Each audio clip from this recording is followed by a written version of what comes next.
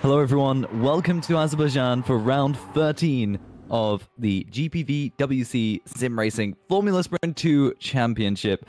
We are in the Baku City Street Circuit.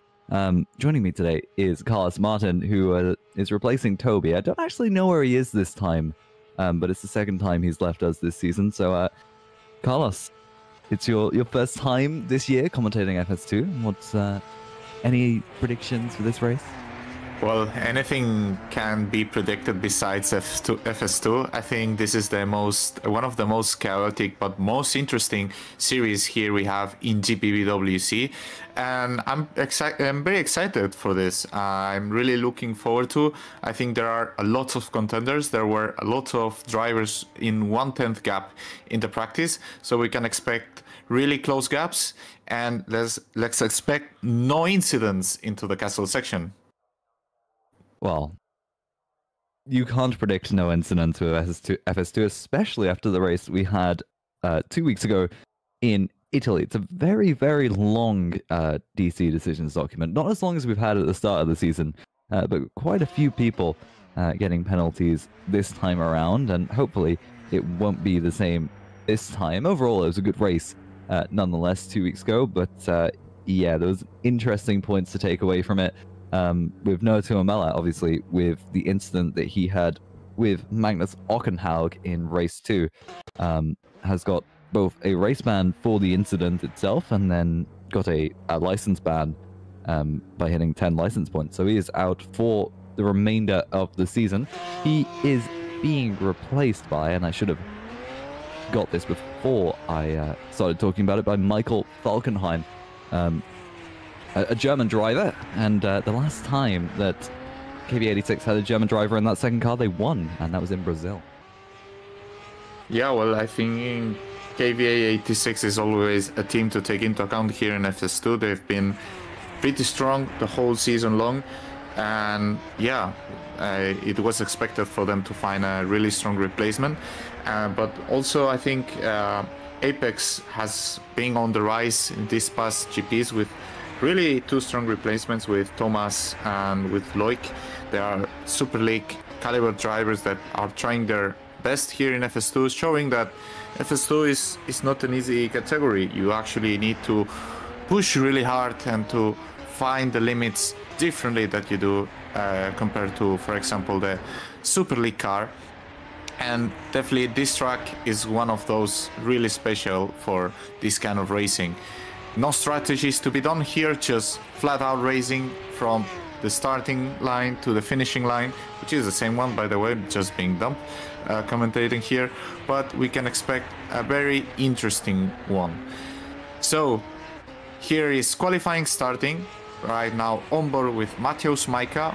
He's been incredible. He's been the rising star, I would say, one of the rising stars here in FS2, trying to go for the title contention. He is right there in second place, but he can still make it. He has the talent, he has the performance, and he has a good team around him to actually achieve these results and maybe the championship.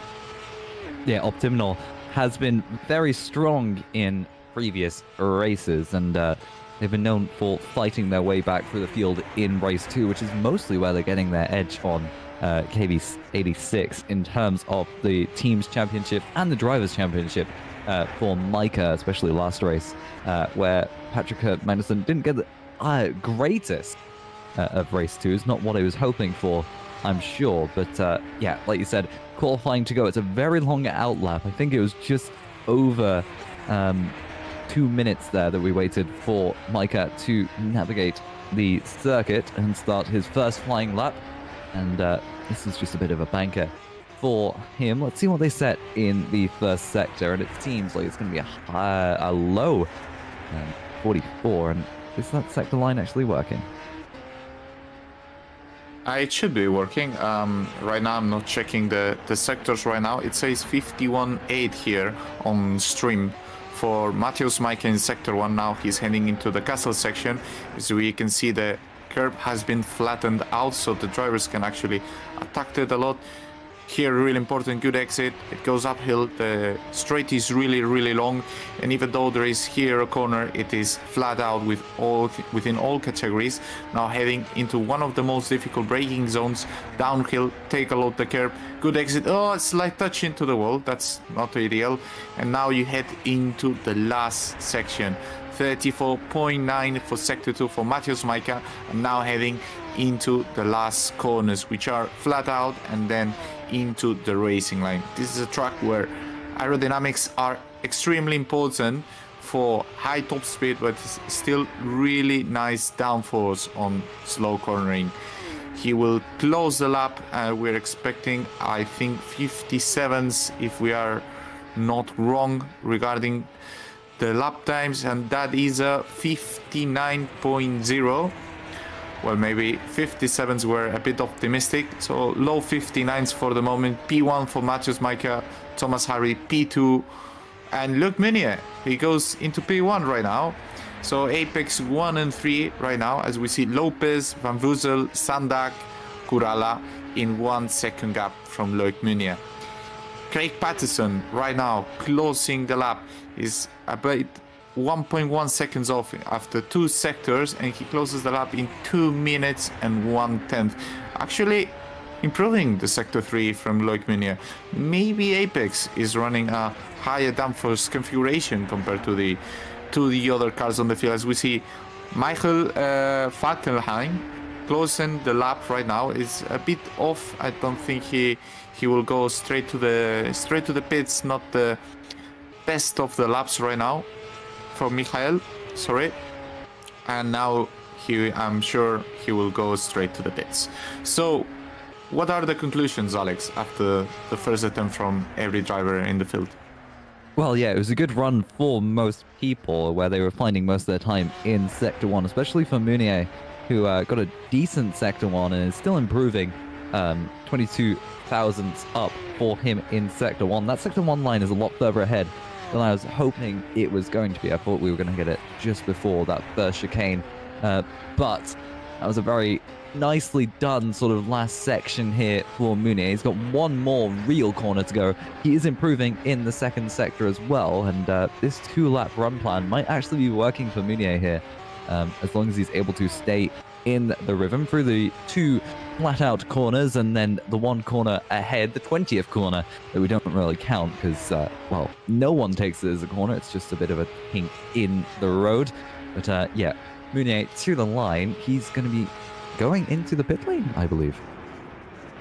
Probably not enough fuel to finish the lap, even though the lap was good enough. And otherwise, if you feel you will not improve it later, you finish the lap and then you press escape, but probably he felt he had something more in himself.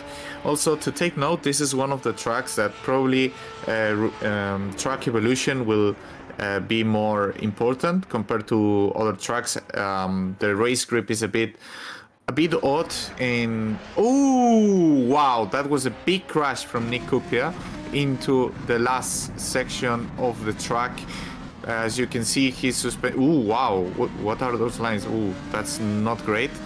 Well, he will try to get back into the pit lane. I think he's going too fast, and if you lose your wheel and then you are not able to... Oh. Yeah. Oh wow. He's lucky. How is that front wing still on? And the tires, how are these... Well, if he's not able to go back now to the pit lane, he's done. And there was no reason to actually take such risks. You just calm and chill. I think he was trying to copy sort of what Fernando Alonso did as we were watching Sevilla there into the castle section. Clips the wall on the inside, I believe. So that's something to look out for as well. It's one of the fastest parts of the track and one of the most downforce dependent. But if you hit a wall there, it's quite unfortunate, and it might end up very badly depending on how you hit the wall.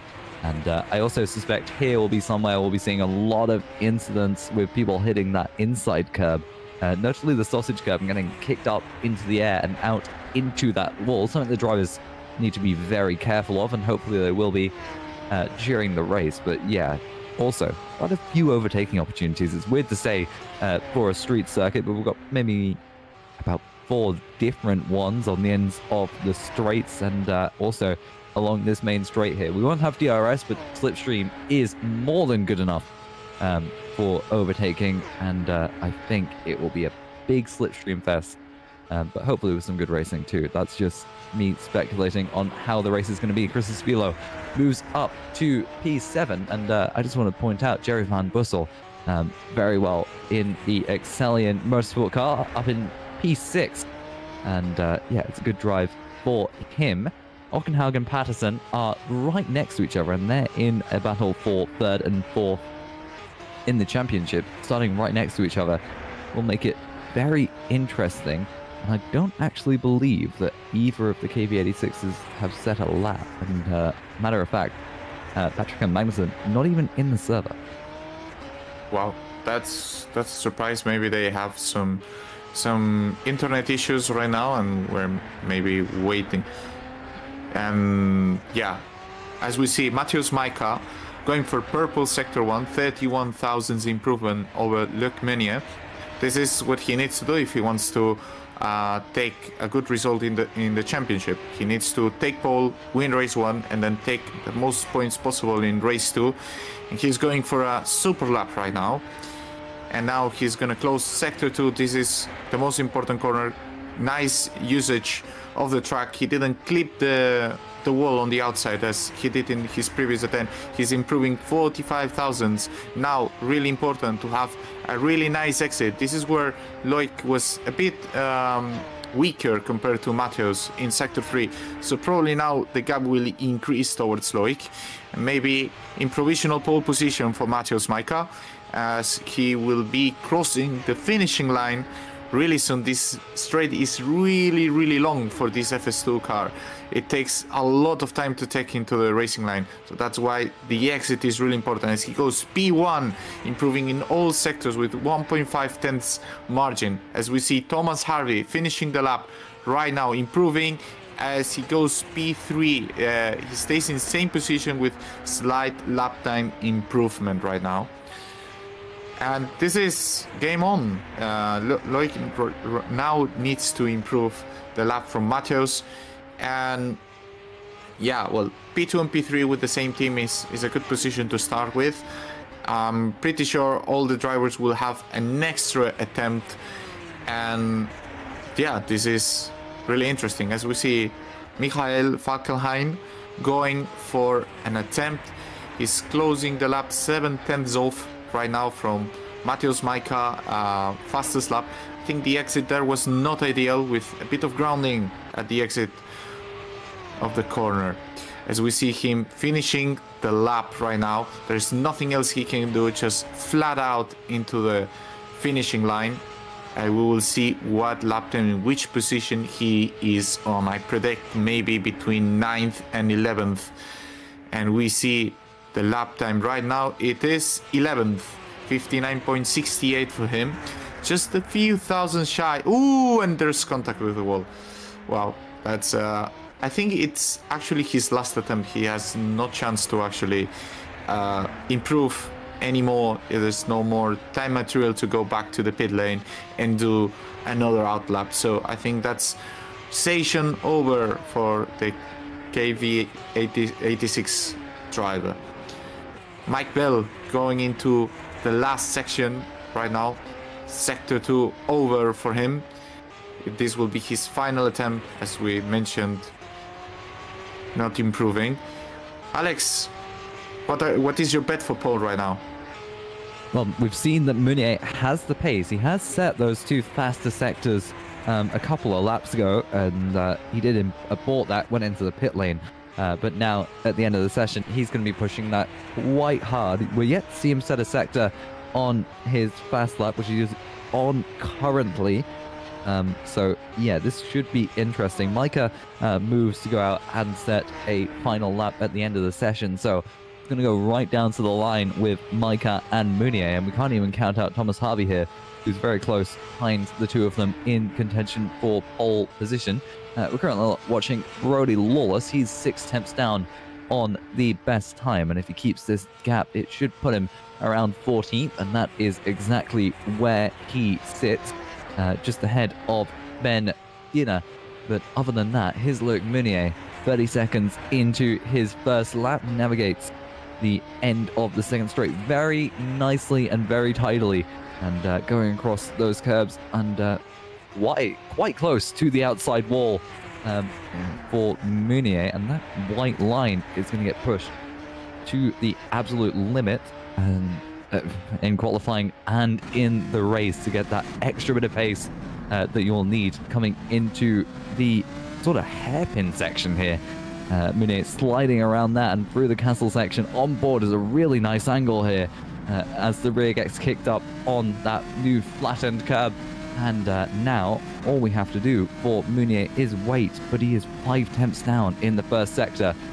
But he will have a lap to go after this too, as Jerry Van Bussel sets a purple first sector of 51.822 on board with Meunier. We're going to go to the second sector line. Hopefully he can improve. But here's Van Bussel. Like I said, 43,000 improvement for him, and he'll be navigating the tricky section of the track now, nicely out to the wall, but it is contact, and that's going to be ruining that lap and that attempt, unfortunately, for Van Bussel. But Meunier unable to improve on this lap, and not a great second sector either. It seems like he's lost quite a few seconds. I think Van Bussel will still be P2 after, even with the contact. So Meunier, if he has fuel for another attempt, he should definitely go for it, as we saw before.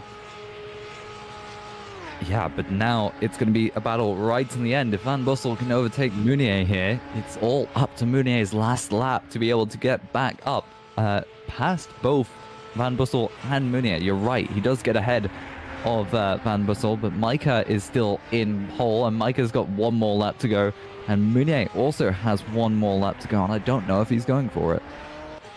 I'm not sure. I'm checking sectors right now, but we're waiting for him to close out on sector 1. Spilo, in the meanwhile, P5, really nice lap from him. So it puts him 3/10 off pole position. That's a really nice lap time by him. As we see Thomas Harvey pushing for this lap, we can see he's sliding a bit too much, a bit of contact at the exit of that corner, as he will be closing now sector 1. He's 1.5 tenths off. I think this will be checkmate for Thomas Harvey. It will be very difficult for him to actually... Oh, and yeah, it's over. That was a Charles Leclerc moment. As we see, Luc Meunier, he's 45 thousandths off pole. I think he is fighting for it. 45,000 is a really doable margin for him. As we see, he's sliding a bit, not the greatest of exits right now, heading into sector 3. He is 32 thousandths behind Micah. This is crucial for P2. I don't think he... Oh! Wow, that's contact with the wall, and I think Micah's attempt is over, basically. Even though he improved in sector 2, I don't think he will improve anymore. And maybe Loic is contesting for P2 right now. And we will see that, yeah, Micah is slowing down. Jerry Van Bussel is... Oh, Lopez is P2 right now. Wow. That he did purple sector 2. Wow, that was impressive. As we see Loic finishing P4, not having the greatest of sector 3s. He also again lost 43,000. So probably they are on a slightly higher downforce setting, even though it's a tiny bit. So qualifying over. Wow. That was a good one. Yeah, definitely an interesting session. We'll go over the results right now. It is Mateusz Micah who takes pole for Optiminal, with Junior Lopez behind him with a late scrape into second. Jerry Van Bussel, a great qualifying performance in P3 with Luc Meunier. Thomas Harvey behind him. Christos Filo is 6th, great qualifying as well. Magnus Ockerhaug 7th. Michael Tuamala 8th, with Casper Kuritz in 9th. Craig Patterson rounds out the top 10. P11 then is Filip Savinsky, another great qualifying performance for someone we don't usually see quite that far up the field. Damir Krasko in 12th, and Malcolm Falkenhayn in 13th. Joe Gillette is 14th, with Josh Flynn behind him in 15th. Bobby Vakinov 16th. Brody Lawless, Messias Sandak, Ben Skinner, and Jonas Kerala round out the top 20.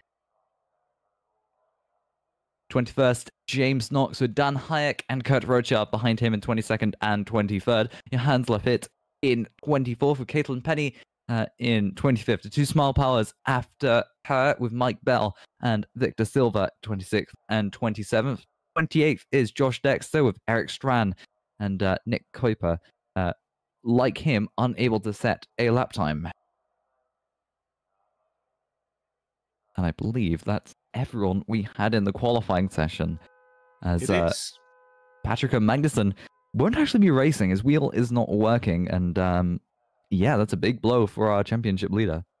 Yeah, well, it is, because now championship is just in the perfect situation that Matthews is looking for. He is P1. His rival is not racing today, so he has a magnificent opportunity to actually, I'm not sure if to take the lead even. I'm checking right now the standings, but I'm pretty sure he even has a go for it, because the gap right now is 26 points. So yeah, definitely he can actually take the lead from this race, because the maximum points you can do in FS2 is 47 if you take both fastest laps of the race. And if you take a race win in race 1, you actually take already 25 points. So it is very likely that we have a championship leader change after this race, if everything goes according to plan. Although Baku is one of those races that everything according to plan is difficult. Yeah, it's really difficult. So really important for Matthews to actually clutch it up and bring it home. And for the team's championship, I think Optiminal is a bit too far, but a really good result here today. He could approach them, make them closer to KV86 in the Constructors Championship as well. So not everything is done and dusted.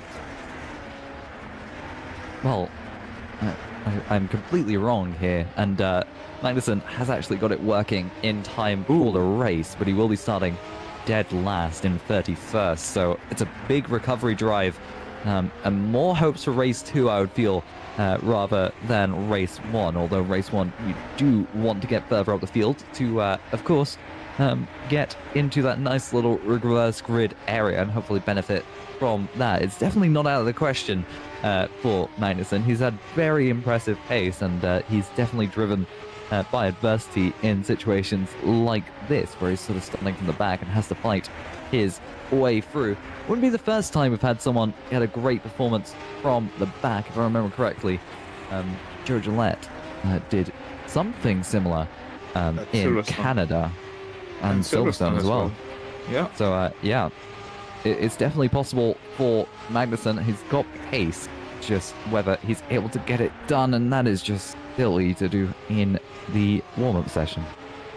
I would say that Patrick's worst race 1 was in Spain, P13, and then he proceeded to win. In race 2, even though he had a grid pen. But it is this similar situation, right? He starts a bit further from the back, he can finish in the top 15. We're speaking about the leader of the championship. He can make it to the top 15. He can make it to the reverse grid and have his good chances for race 2, and still score between, yeah, a good fairly amount of points. I think between 15 and 20 points is pretty doable for him today, even a bit more than 20.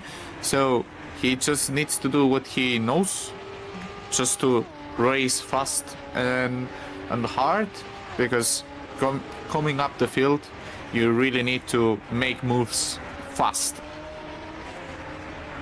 Well, he's got 13 laps to do it, and in my head, just doing the calculations, he should be getting about 1.5 overtakes done every lap in order to get into the top 15, and that's just going for 15th. It's easily possible for him to get into the higher point-spending positions as well. The thing for the championship leader is that he has 7 out of 10 license points, so he needs to be careful in terms of the driving. It's happened before, as Kuritz nicely hits the barrier and demonstrates why that section is so difficult. There's walls on both sides, and if you hit a wall, they don't forgive. They will take your wheels, and they are hungry for them.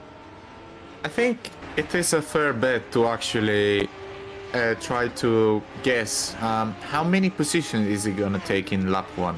Because lap 1 is going to be very messy. I think starting P31, I think he's going to take 10 positions. And that's a big statement, but I'm pretty sure he will be able to take between 8 and 10 positions at the very least. I mean, all we need is someone in, say, the top 6 or 7 to spin it out at the castle section on lap 1, and then you have carnage. So, yeah. I'm not saying I want it to happen, but I'm saying it can. Yeah, well, this is racing, so things happen. We are not robots, we are not AI, that we are racing completely like everything calculated. And we also, when we race, we also race with emotions of the other drivers. It's a mental battle. It's not only just like calculations that, oh, if I take the corner like this, I will do the corner. No, there is more things that come into play. So this is interesting. Also interesting at the front how it will work. Let's remember, Matheus Maika is on pole. What can we expect? Who's gonna challenge Maika in this race? Who do you think it will be, Alex? Well, Lopez has come close before in Italy to challenging at the front of the field before he got spun out at the Ascari chicane. Unfortunate for him. So I think Lopez is in a very, very good position to challenge Maika here. I don't know what his race pace is like, but I would imagine with that slipstream, he will have a very, very good chance, especially on lap 1, of getting past Maika. It's just going to be a battle to the end, provided that they both stay with each other. And I also wouldn't put it outside of the realm of possibility that Van Bussel could benefit from the train, and realistically, anyone in the top 5, I feel, can challenge for the win here. So, yeah. Junior has done 2 rounds this year in FS2 so far. Belgium and Italy. He's done a podium in race 2 in Spa, and as you mentioned, the DNF in race 1 in Italy, and he still finished 12th after the DNF in race 2. So it shows that getting positions, it is a possibility. He's on great so far, I think, with the little experience he has had so far with this year's car. I think he's gotten great results, and probably one of the drivers to look up for next season, because let's remember, after this run there will be only 3 rounds to go. So teams will need to start looking for maybe changes for next season, or maybe promotions for next season, and you need to start thinking on your lineup for 2025. So this is one of the greatest series to look drivers for, even like not only for FS2, I mean FS1 contenders, even SL2, like potential good drivers for the future. Yeah, that's the best part about it being the first category where we get teams, is people, I don't want to say care less, because that is not true at all, but people are able to just race and care not so much about the consequences, providing that they're not being reckless. So yeah, it's just a good proving ground, I think. Poll up in the chat, 45% of people think that Michael will win in race 1, but we've also got 36% saying that someone else outside of the top 3 will win race 1, and I'm assuming that can only mean Mounier. So yeah, even chat cannot make a decision. Yeah, everything is really close, and I think there will be a lot of fight. No one will be able to actually pull their own pace. So it's gonna be pretty interesting. And my question for you, Alex, if you were FS1 manager for next season, you are looking into FS2, you're looking into drivers who signed to here in FS2. Who will you take for your team, for your imaginary team in FS1 for 2025? I mean, honestly, you can pick any of the drivers at the front here, but most of them have experience much higher up, Mooney especially, Super League experience. So yeah, honestly, if I'm an FS1 driver or an F1 team manager, Micah is the hottest talent, I think, for moving up into FS1, although Magnussen as well has proven in that series is quite okay when you move up the career ladder. So yeah, anyone at the top two, I think, in our championship. Yeah, I just think Micah and Magnussen are the two hottest talents right now. And for staying in FS2, you have the FS2 team, and you obviously Micah and Magnussen and all these guys will promote to FS1 or SL2. Who will you take for FS2? Who will you think, okay, this guy or this driver is developing, but not yet for another one, but I think for next season in FS2 could be the next champion. Who would you pick for that position?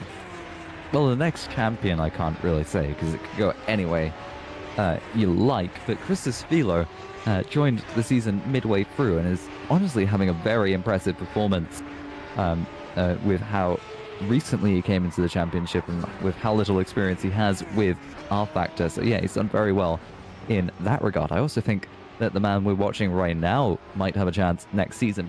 This is assuming that Magnussen and Micah go off into their respective series if they want to leave FS2, that is.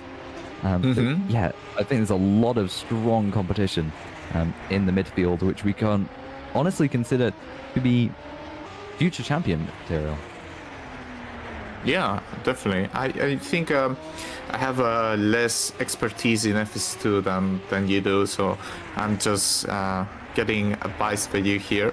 So probably that's the best decision. I think I wouldn't either forget James Knox. Maybe you didn't mention him because maybe you think he is more like in an FS1 material as well. But I think he's done I mean, he has had up and downs, but I think he's shown that the pace is there, and it looks promising. He comes from academy, where at the beginning of the season he was racing with Mateos. So I think he's someone to maybe look for as well for the next season. So that's also a good name to look at. Of course, I don't mention Loic and Thomas, which in my opinion, they should be racing Super League already. They are Super League ready drivers, not only for the speed, also for their racing craft and their experience with it.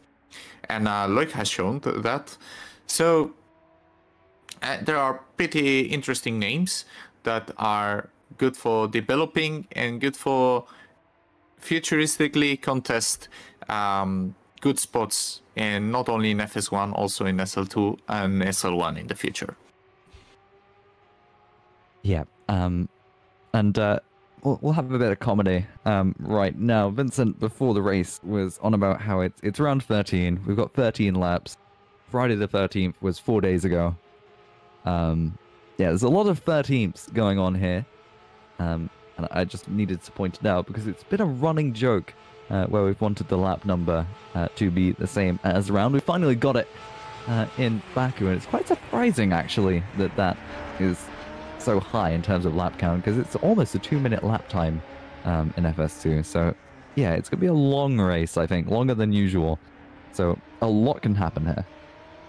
Yeah, a lot is going to happen, and even a funnier fact, when SL1 race is going to be on, it's going to be 13 days after the 13th. So that's even a funnier one, just for Vincent. I know he's laughing right now. So yeah, this is going to be a hectic one. I cannot wait. The other day for SL2, I was demanding spice for the restart. I think my tongue is already burning from spice because I can already expect it. I'm already expecting this sweat is gonna come from this race. So that's I think I'm not gonna ask for much spice for this race, and just right enough, not too much. Spice is always good, but here it can be too much, I would say. Yeah, having come from Super Light, and commentating on that earlier this season, I'd say that an FS2 mild is about a Super Light, just like ever so spicy, maybe 3 chilies. I don't know what that converts to in terms of words, but yeah, FS2's mild is very not mild at all, and yeah, it's what I love the series for. Honestly. It's a good Saturday night, I would say. If it was Saturday, maybe. I mean, it's just, the crazy things that can happen a Saturday night. This is, I would say, the definition on FS2 heading into a track like this one. Let's just make sure we survive to the next day. Or a Saturday night even in Spain, it's a really crazy one, I would say. And the Brits can actually tell about it. So we're waiting now for the race to start. I also like to do predictions. The chat already has done their prediction, but we didn't do our prediction. I'm gonna be conservative. I think Micah is gonna take it, and I think maybe I will go for Loic, maybe P2, and maybe Bamboozle P3. Well, it's so difficult to predict, especially with Baku. Anyone can go into a wall at any time. Well, apart from on a straight. I'd be worried if you did it on a straight. Point still stands. It's hard to predict, but I'm going to agree with you there. I think Munier is going to get up to second. I think Micah, honestly, something might happen to him. I think it could be Lopez, Micah, and Munier all fighting at the front, all 3 of them. But I also can't discount Thomas Harvey as well, who's been strong in previous races, just not been able to fight at the front due to incidents or whatever, as we're moving into the race session finally. But yeah, hopefully for him, he gets a good race, and I think it's going to be very close at the front 4 here. But yeah, we'll see in the race. 13 laps ahead of us, and we're just waiting for everyone to move onto the grid. Yep, this is going to be very interesting. It's also very important to warm up the brakes for turn 1. We don't want to see any magic heading into turn 1. That's definitely not the ideal. As we wait for the whole field, that's going to be a really long outlap, probably more than 3 minutes outlap, unless the drivers really want to take it really fast. Heading into turn 1, turn 2, I would say probably turn 2 is more difficult than turn 1, just by how tight it is. But turn 3 is not going to be easy either, so I think everything will maybe calm down a bit after the castle section. I think is when everything will just calm down, but until that, I think we can just check our heartbeats, just trying to reduce them. Otherwise, we don't want to have a heart attack here, because these cars are just meant for that. As we see the grid right now heading into turn 1, and we're waiting for the grid positions. As we can see, Matheus Micah now heading into turn 2. Right now, a bit of luck, I think, on his end. Let's hope that doesn't affect him at all. We can review now the grid order. I think it's Matheus Micah in P1, Junior Lopez in P2, Loic Munier P3, Jairi Bamboozle P4. As we see also Thomas Harvey P5, Christers Vilo P6, Magnus Ockenhaug P7, Michael Tuomala P8 in the Scuderia Catley car. As we see Kaspar Kuritz P9, Craig Patterson P10, Philippe P11. Damir Kurako, P12. And Michael Falkenhayn, P13. Joe Gillette, P14. Josh Flynn in the GPVWC Academy car, P15. Body, P16. Brody, P17. Maciej, P18. Ben Skinner, P19. And Jonas Kourala in the Priority 1 Esports, P20. James Knox, P21. Dan Hayek, P22. Kurt in P23. And Johannes Lepid in P24. Kaylin Penny, P25, Mike Bell, P26, Victor Silva, P27, and Joshua Dexter, P28 for Scuderia Freccianera. Erik Strane, P29, and the championship leader, Patrick Magnusson, in P30 after not being able to qualifying. This is an interesting one as the drivers are heading into the straight, well, into the last two corners before the race start. Remember, warm up the brakes right now, very important. The tires, not so important. Remember to set the clutch into the position that is ideal for the race and just go. Yeah, thank you, Carlos. And it was interesting. Were you reading from the YouTube stream there? Because it felt like it was a bit delayed, you talking about the grid. Oh, might be. I was reading from the race view, but then I got just completely... Yeah, I think I got it messed up. So, as we see the last car heading into the grid, you did 1 light, 2 lights, 3 lights, 4 lights, 5 lights, and we go racing here. As we see Matheus Maika having a great start. Junio Lopez need to be defensive. As we see the Apex GP heading into turn 1 through the outside, taking the position from Van Bussel. Also, Thomas Harvey heading into the attack on the outside. As we see, oh wow, that's a big incident. Round. Oh no, that was too aggressive from Zvilo. Definitely not ideal. As we see, well, fairly clean race start besides that move from Zvilo. I'm not sure what he was expecting from that move. Now the Apex GP now lost a bit of ground compared to the leading cars right now. Van Bussel now, he's in P3. He probably lost also a big chunk of time. Yeah, 1.7 seconds from the lead.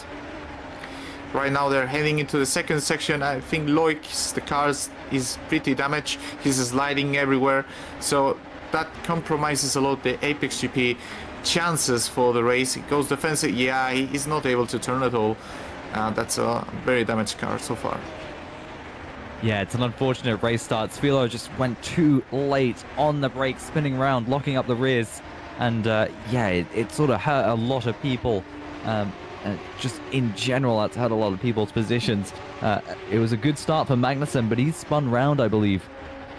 He's now down in 29th. Something happened with him. Erik Strane also, I think, has benefited quite a bit from the first couple of corners and the incidents that happens there. Mike has got a great gap on Junio Lopez, and I think this is going to be the train for the rest of the race. Ockenhaug through to, I think that is Kasper Kuritz, rounding out the back of this in the Friesland racing car. Van Bussel also has an opportunity to try and catch up to the cars in front, but is getting overtaken by Thomas Harvey. They're going to go 3 wide into the first corner. Ockenhaug, Munier, and Tuomala. And Tuomala's on the inside. There's a bit of contact for Munier, and he heads into the back of Tuomala, but Tuomala gets up into 5th. And now it's between Munier and Ockenhaug, although Ockenhaug is going to stay ahead and going to compromise Munier's exit out of turn 2. Here's Thomas Harvey fighting with Van Bussel still into turn 3. And he moves to the outside, tries to go late on the brakes, but Van Bussel has that inside line and owns that corner. Is able to stay ahead of Thomas Harvey. That is Philip Savinsky tapping the wall on the exit of turn 2, and I believe he tapped the side of Bobby Vakanov as well. He got sent into the outside barrier, and really a chaotic first couple of laps here. Yeah, really chaotic. Maybe some drivers too aggressive, not understanding how important it is to keep on the slipstream. Matthews Mike already having a very big lead from P2 right now. So that will be really important. As we see right now, Kaspar Kuretz fighting for P9 right now. Really close right now on the diffuser of Kuratko. So he really wants to make the moves stick really soon, because otherwise Joe Gillette is gonna attack him. So these moves are really crucial. He's probably waiting for the straight line to actually manage to pull the move. I'm not sure if Joe Gillette will be able to overtake both of them, because the slipstream he's gonna get is gonna be massive. So we see Loic Meunier losing positions. That car is clearly not okay for the standards he has. That move from Sbilo was a bit too optimistic. Maybe it needs to be looked by the stewards, and they will probably give us a statement. As we see Thomas Harvey overtaking Van Woesel on the inside. Van Woesel still trying to hold up. He's holding on the outside. They leave each other good room.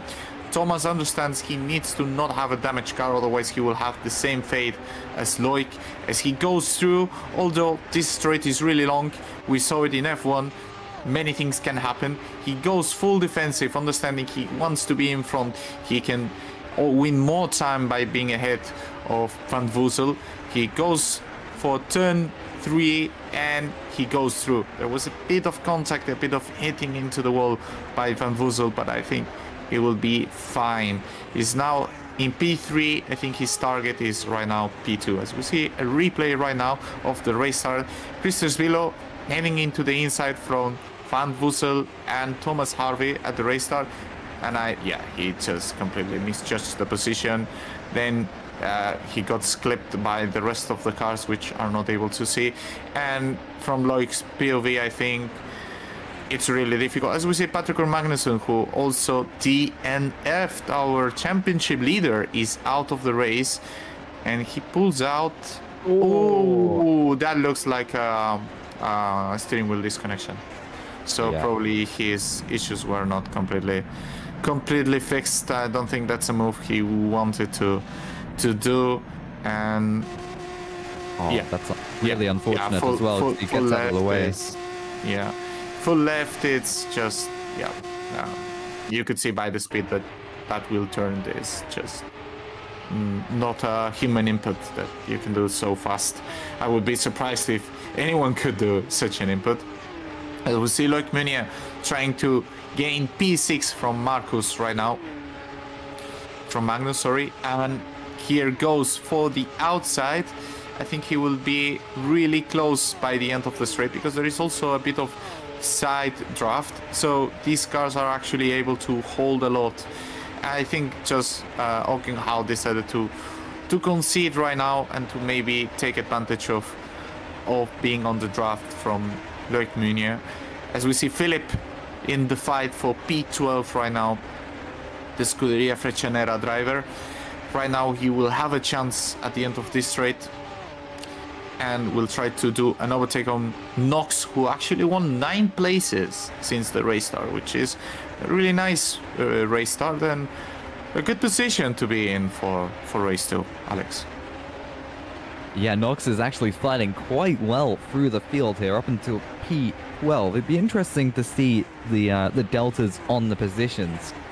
So I think Knox has had a mighty start here. Yeah, up 9 places. Eric Strand behind him, up 11. Both benefiting from the chaotic first couple of laps, but now we're settling in. And they've got a good rhythm going, and they're able to get these positions. And also, the 2 KV86s not having a great race. We saw with Magnussen. It is really unfortunate for both drivers involved. I believe it was either Dan Hayek or Sbilo who got caught out there, and I think it was Sbilo, because Dan Hayek is a recent retirement. So yeah, just to be caught there is quite unfortunate. But back to the racing, Joe Gillette is on the back of Craig Patterson here. He's had a good start as well, up 5 positions. But down the straight we go. Joe Gillette tries to pull out to the side. And it's a little too early for that, Joe. But you still got quite a long straight. He's got Casper Kuritz behind him. I believe we're about to go free wide into turn 1. These 3 cars right next to each other. Joe Gillette falls to the outside. Kuritz probably won't be able to make a move here. Further ahead, Ockenhaug still attacking Meunier. Ockenhaug to the outside. Gillette tries to go around the outside of Patterson, gets it done. Meunier is able to hold on from Ockenhaug further ahead.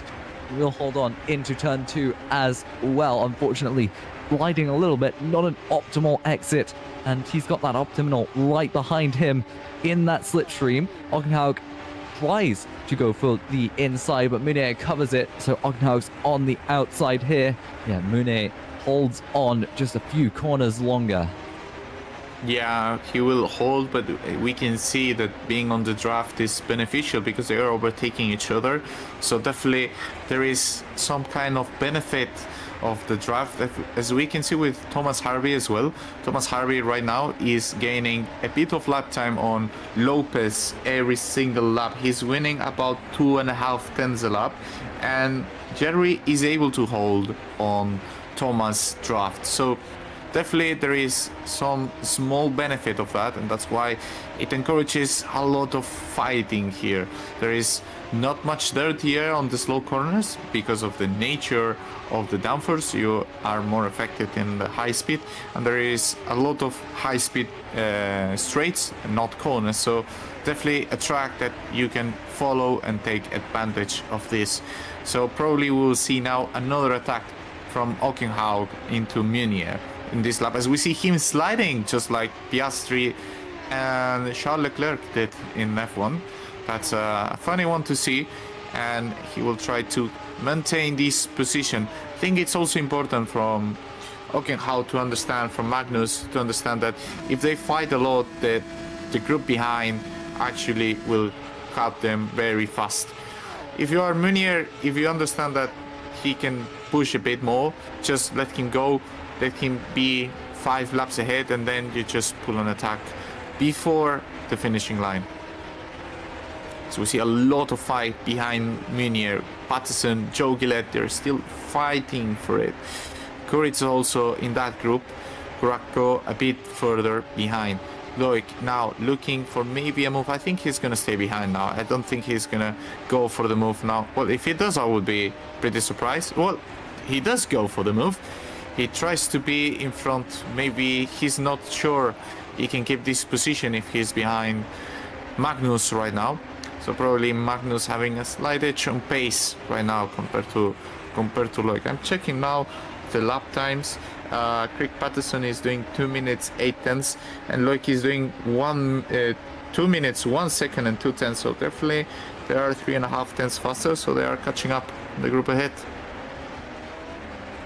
Yeah, and Micah at the front in a world of his own. Fastest out of anybody by almost 4 tenths that lap. Instead of 59.818.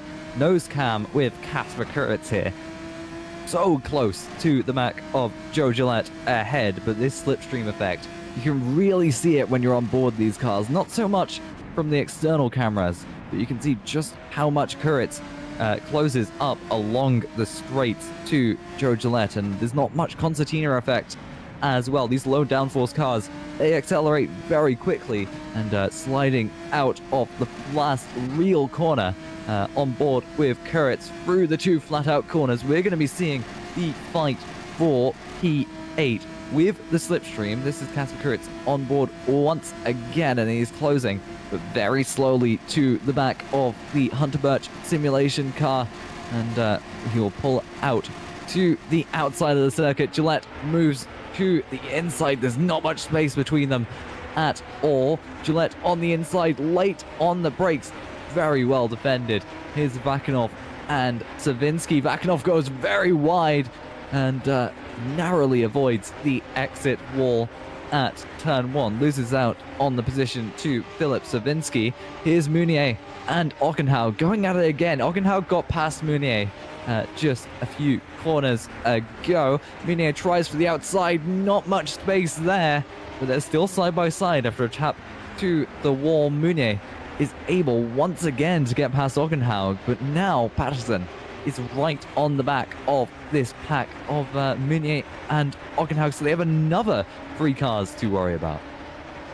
Yeah, that's the issue when you fight so hard that you actually start losing time, and that's why we saw a very peaceful. Oh, as we see a lot of fight here for the 15th position, as we see Maciej Sandak heading into the castle section right now. Being ahead, this is really important to have the inside, and I think now it's important to concede. It's important. They know they cannot go 2 cars side by side here. The FS2 car is a small car, but still, don't go in the castle side by side. Not a good, not a smart decision. There is still a lot of laps to go. We're still in lap 7. We're finishing lap 6, heading into lap 7. Sorry. So this is important to actually not to not kill it in the castle section, because there is a lot still to play. There is a lot of drivers which will eventually do mistakes, so there is a lot of positions to gain still. So we see a 5-car train, as we see Kaspar Kuritz attacking now Craig Patterson. Oh wow, he has like way more drag than Craig, because we saw him pulling out and then immediately stopping, as we see Magnus trying a bit of attack on Loic. So we see Bobby actually being slightly ahead of Philip, still conserving the position here into turn 1. We can see Harvey is right now. Oh, Savinsky. Really close. Ooh, Savinsky. Disconnected, I believe. Yeah. He's out of the race, and we just saw him after turn 1. So probably a disconnection on his end. As I was mentioning, Thomas Harvey is already in the draft of Lopez. It's just one. Well, Lopez has done a mistake in sector 1. He's lost 5 tenths. So yeah, Thomas is just there for the attack for P2, and we can see Bamboozle is just there thanks to this slipstream, or maybe he's just the pace, but this slipstream is powerful, and Huber took Bamboozle pretty easily, but then he wasn't able to pull away. A slight contact there with the wall. Ooh, and a bigger one with Bamboozle there. It shows that they are pushing for this position and for this space. They're not saving anything regarding this. So they're heading into the first braking zone. I think he's a bit far behind. Maybe if he wants to do a dive like Piastri did into Charles Leclerc, maybe he can contest the position. But I don't think it's the smartest thing to do. I think Junior will defend here the position. There's nothing good from conceding right now, and it will be an attack for the next lap. He misses the apex there, and he's probably maybe struggling with the tires, or maybe he hit the wall in the previous lap, and he attacks a lot the curve now. I think heading into turn 3 is not the best of the corners to actually pull the move. I think Thomas acknowledges that it's way easier to do it in turn 1, so I think he will happily wait for next lap. Yeah, if we look back a bit further to Meunier and Ockenhaug once again, Meunier is actually pulling away a little bit from Ockenhaug. Even though Ockenhaug has that slipstream, Meunier had a monster of a second sector last time out, a 35.088. And for context, everyone else is running roughly a mid 35, a 35.4, 35.3 for most people. So yeah, it was a monster second sector for Meunier to try and get away from Ockenhaug, and it's very much working for him. And Patterson also is closing in on them, but the battle is still very much on between Harvey and Lopez, although it seems that Lopez has the advantage in this second sector, and Harvey sort of has to rely on that slipstream because otherwise he's not really got that much of a chance. And you can see the 2 cars ahead. One of them was Micah, and that was the one ahead, and another one was a lapped car. Lopez gets all sideways out of turn 17, and that's going to hurt him all the way along the straight. You can really see just how much Harvey is closing here, both for the delta and the visual distance. And before we even get to the DRS zone, Harvey moves to the outside and has too much overspeed. Already past Lopez, and Lopez pulls back into the slipstream, moves to the inside, and late on the brakes, both of them. Harvey's ever so slightly later and is able to get past Lopez, but how much longer can he hold a position like this with the slipstream, especially with Van Bussel behind as well, looking to capitalize on any scraps that are dropped by these two in front of him. Yeah, definitely. That was a really nice move. As we see James Knox and Damir Kurakko fighting for P11. And this is not over. There is also Baku, sorry, it's really difficult to say for me. Going for the attack on James Knox right now. Bobby also going for it into turn 3. And going side by side into turn 3 is never a great idea. They're still side by side heading into turn 4. And he still keeps the position. This race is being really fierce. There is a lot of fighting, there is a lot of attacks, but so far, besides lap 1, turn 2, it was pretty clean, I would say. Yeah, and I did mention a couple of laps ago, Meunier got a gap on Ockenhaug, and as you can see, it no longer exists. And also behind them, Patterson and Kuritz are fighting. Jurgelet has fallen off from this pack a little bit, so he's unable to capitalize if anything goes on ahead of them. And yeah, Ockenhaug once again sort of hoping that Meunier makes a mistake in this final sector, because otherwise their top speeds are somewhat matched. And yeah, if you look to the front though, here's Van Bussel on the back of Junior Lopez, looks to the outside along the straight, and we'll get the slipstream from Thomas Harvey to help him once more. Lopez tries the same thing that he did with Harvey just a lap ago. Bit of contact on the rear right of Van Bussel, and oh, so close to more between Lopez on the back of Van Bussel. Ockenhaug gets past Loic Meunier before the braking zone of turn 1. Here's James Knox on Damir Kurakko, swerving on the straight as if something's happened there. That might be something to look at a bit, as yeah, maybe something between Kurakko and Knox has gone on. Meunier on the back of Ockenhaug might try once again into turn 3. Ockenhaug defends the inside, and Meunier super confident on the brakes, but a bit too confident, hits the wall, and Patterson right there, ready to pick up any mistakes that have been made by these two fighting cars ahead. And it seems like Kuritz and Patterson are working together here to try and catch up to the cars ahead of him, get past that apex, get past that optiminal. And yeah, this battle went from 2 cars battling in 2 pairs to a 4-car battle very quickly. There was yellow flag in sector 2, so maybe Siubinski just had an incident. Yeah, lost the wing is in the castle section, so that's a difficult one. Let's hope no drivers take the debris from that.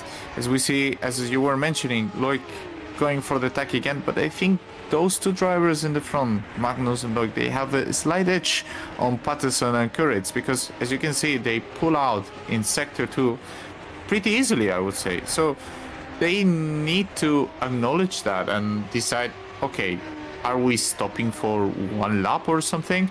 Because otherwise they will get in danger of the pack behind, and that's never a good option.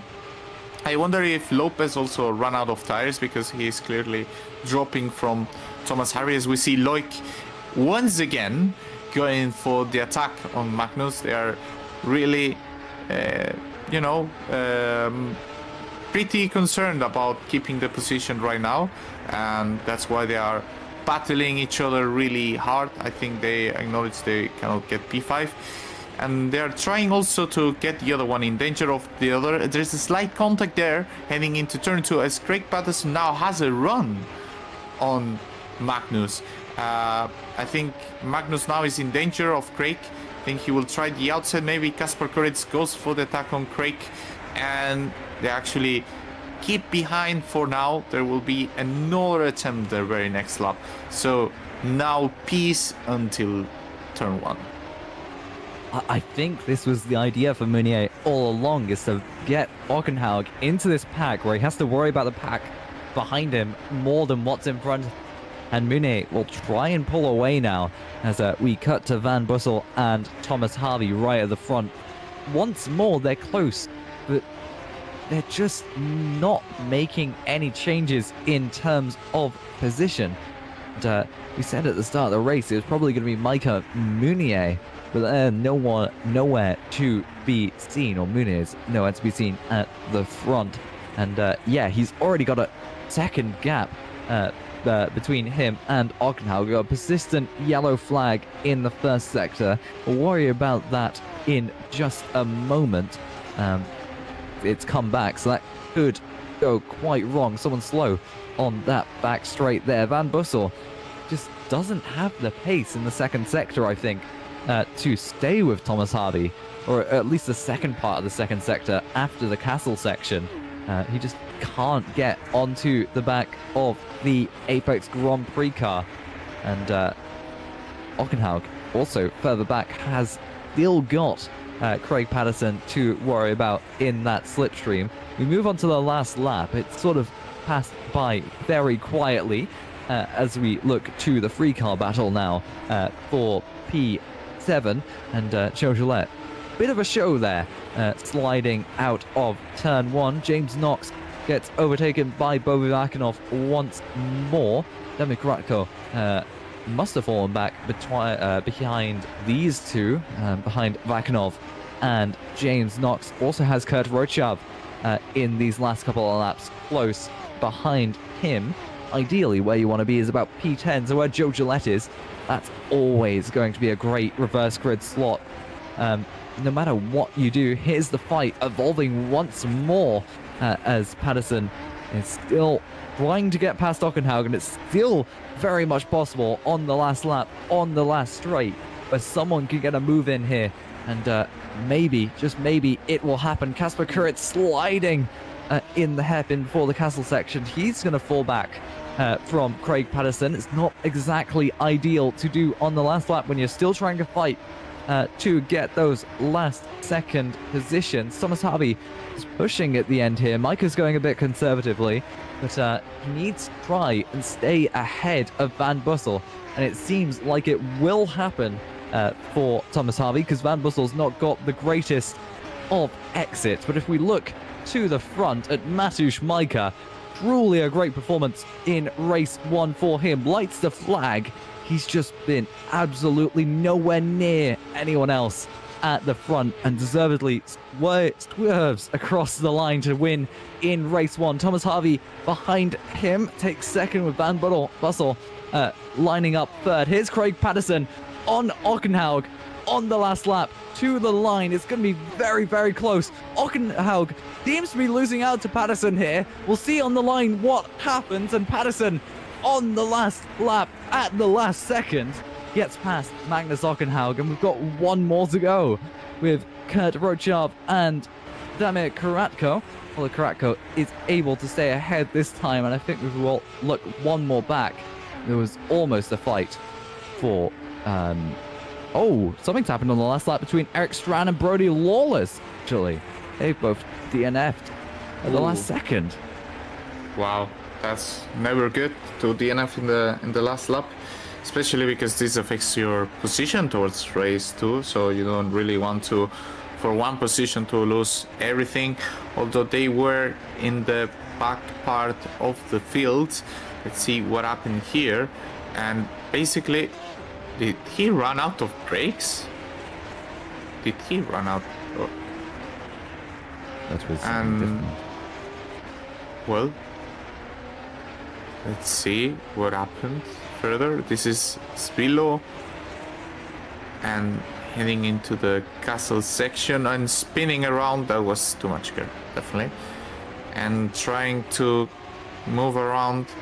And Eric Strand without the front wing, heading into the last two corners, which are probably a corner without the front wing. And yeah. What? Oh God, that Yeah. that was Corolla not- is Ooh, just a bystander. yeah. I mean, when you are without the front wing, you should always concede the position. But he didn't, and this is what can happen. And just for info, Magnus was 59 thousandths behind Craig on the finishing line. So we see Loic Meunier stopping the car after a difficult race, after a difficult turn 2 incident with Spillo. So definitely he will be looking forward for race 2 as we see the race results now live, not watching YouTube. Matheus Maika P1, Thomas Harry P2, Jerry Van Bissel P3, Junior Lopez P4, Michael Tuomala P5, Loic Meunier with the damage P6, Craig Patterson with an overtake over the line in P7, Magnus Ockenhau P8, Casper Kuritz P9, Joe Gillette P10.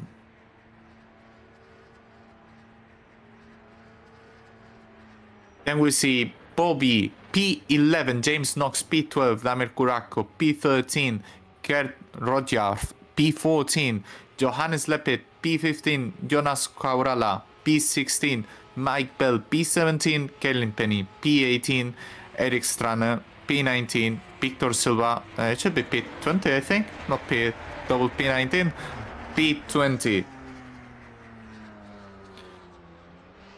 Brody Lowley, oh, wait, this is messed up, right? Brody Lowley should be P21, Joshua Dexter P22, Michael Falkenhayn P23, Just Flynn P24, Christopher Bilo P25, Philip P26, Maciej Sandak P27, Dan Hayek P28, Ben Skinner P29, closing up Patrick Manusson P30.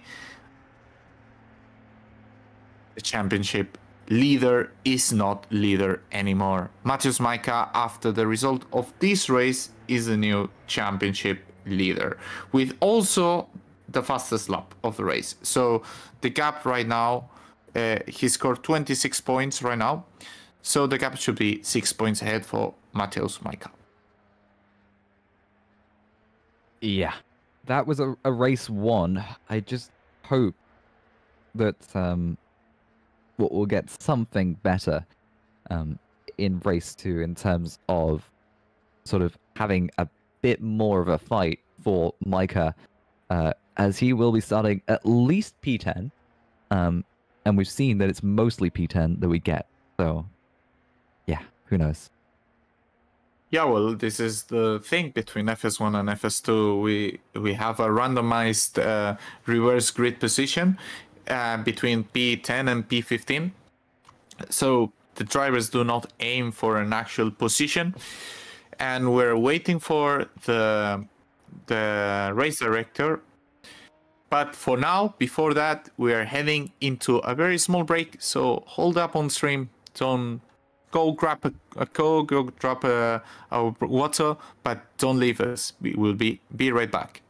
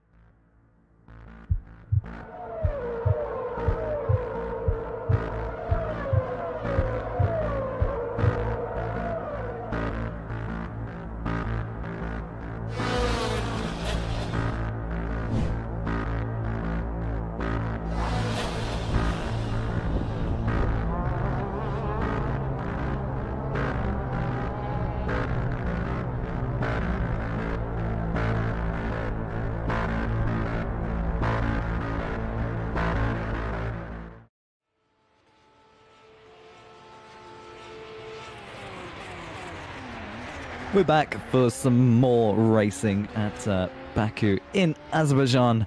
And after a great race 1, we got a bit more to show you in race 2. We've got a reverse grid of P12, which means that everyone that was in the top 12 will start backwards, in the sense that they are facing the right way, but their positions have been reversed.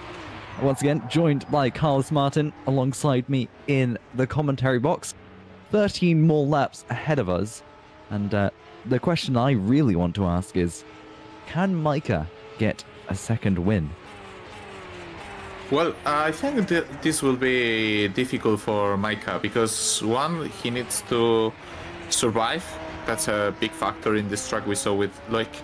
And also, Loic is going to start in a really good position. I think it was a shame to not be able to see his pace through race 1. So I would say maybe Loic is the favorite now for race 2. Maybe I should stop jinxing him, because I jinxed him in race 1, saying he would finish P2. So yeah, I think Loic would be definitely a contender for race 2. And then Micah, of course, he was really strong. He was stronger than Harvey and Van Vussel, so he will eventually climb up. I think he can really finish in P2 if no incidents occur during the initial stages of the lap. Every driver has to make sure they have the brakes heated up for turn 2. I mentioned it previously to the race start, warming up the brakes, making sure they work. It is fundamental for this race as we move to the race session, and we will be waiting for the cars to form up the grid. And as Alex mentioned, they need to be facing the right way and not, well, the grid is reversed, but they don't need to select reverse. Sorry for the easy joke. They need to select first gear and go as fast as they can once the lights go. It will be definitely interesting, as we saw some race 2 specialists now starting really ahead, like for example James Knox or Joe Gillette. They're really starting in P1 and P3 respectively. So if anything happens, they surely can take advantage of that. So what's your bet for race 2, Alex? James Knox is starting on pole, although I think it would be very interesting to see Micah fight through the field, or even Mounier off the back of race 2 to sort of get back what he lost as a result of that turn 2 incident. As the formation lap gets underway, James Knox starts everyone off. He's got Bobby Vakanov behind him. Let's go through the grid order. We'll get it off and done earlier in the formation lap, and then we have a bit of discussion time. James Knox lines up on pole with Bobby Vakanov alongside him. The second row is Joe Gillette and Kasper Kuritz. Row 3, Magnus Ockenhaug and Craig Patterson, the two drivers fighting for third in the championship, with Mounier and Michael Tuamala in row 4. Row 5, Junio Lopez and Jerry Van Bussel. And in row 6 is Thomas Harvey and Matusz Micah, our race 1 winner. Row 7 is Damir Karatko and Kurt Rochov. And in P15 and P16 is Johannes Lafitte and Jonas Corolla. Row 9 is Mike Bell and Caitlin Penny, with a similar lineup of Victor Silva and Joshua Dexter. Two Smile Power cars in 18th and 20th. Michael Falkenhayn in 21st with Brody Lawless in 22nd. Eric Strand, after that late crash, starts 23rd with Josh Flynn behind him. Chris Philo 25th, and the other reading game behind him 26th, with Ben Skinner 27th, and Patrick Magnussen, if he is starting, is 28th, and I think he'll be a try too if he is, as hopefully he does not have another wheel disconnect. But that's the grid. Only 28 starters for race 2. We did have 30 in race 1, but I don't actually know who's missing. I'm sure we'll get told by Chris W. when he hears this, and I hope we do get told. It'll be an interesting point of conversation. Either way, bets for race 2, Carlos. Do we think that James Knox can hold on, or do you think that someone is going to come fighting for the field? I think he has what he needs. He has what he needs to keep the position through the whole race. I think maybe he's been a bit weaker this round compared to other rounds. I think he definitely will finish in the podium. I also have a good eye on Kaspar Kuritz. I think he's done a really strong race 1. He was in this battle with Craig Patterson and Magnus Ockenhau catching up the field. So maybe he can replicate a good result as well. But if I have to put my money on someone, it would definitely be Loic from P7. I think he is the favorite for this race, and maybe I would finish the podium with, Micah P2 probably, and maybe Knox P3. Either way, the last car is on the grid. Magnussen takes his 28th grid slot.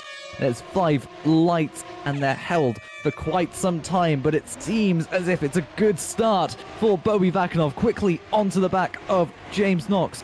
Kaspar Kuritz tries to get past Joe Gillette in the first corner. Vakinov is deep, and Kaspar Kuritz moves up to second. Joe Gillette will try and capitalize on that as well. Side by side into turn 2. There's a bit of contact, and someone's round. Oh, there's a cap clay. This is a huge pile up. As this is gonna be bad. Yeah, we can see. I think it's Jerry Van Bussel. I think it was involved. I'm pretty sure. Well, it was Kuratko, Lopez, Svilo, Lawless, Hayek, Rodiar. Yeah, those drivers for sure. Joshua Dexter, Victor Silva, Dan Hayek, and the one who didn't pick up was Patrick Magnussen, who is in P18 right now. I think he still had small contact there. So, well, P18 is not too far from the points, and that should be his target right now. Leading now, James Knox. And Loic Munier is already P4, so he's won so many places and contending for this P1 right now. Ooh, going a bit wide there, just right off the wall. So he's heading into the attack for Kaspar Kuritz, Joe Gillette, and James Knox. So we see Matheus Micah also in P8. He has won 4 positions so far, pressuring Tomala. Probably he will take the position pretty soon. And we see also Harvey.